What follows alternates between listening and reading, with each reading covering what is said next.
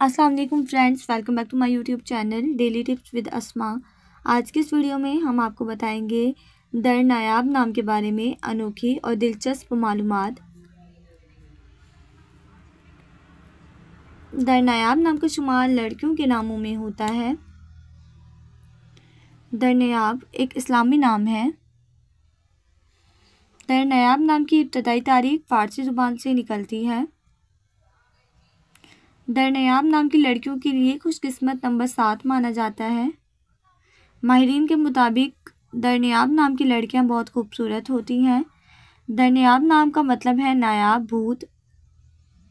दर नायाब नाम की लड़कियों के लिए खुशकिस्मत दिनों में एतवार और मंगल का दिन शामिल है। दर नायाब नाम के अफराद के लिए मुवाफिक रंगों में सुर्ख, जंगनुमा और हल्का सब्ज रंग शामिल है। दर नायाब नाम के अफराद के लिए मुवाफिक पत्थरों में पुखराज पत्थर शामिल है। खुशकिस्मती वाली धातु में हिंसों के हिसाब से तांबा शामिल है। फ्रेंड्स, अगर आप अपने नाम का मतलब जानना चाहते हैं तो कमेंट बॉक्स में अपना नाम लिखें। इंशाल्लाह हम आपके नाम की वीडियो ज़रूर बनाएंगे। Thanks for watching. अल्लाह हाफिज़।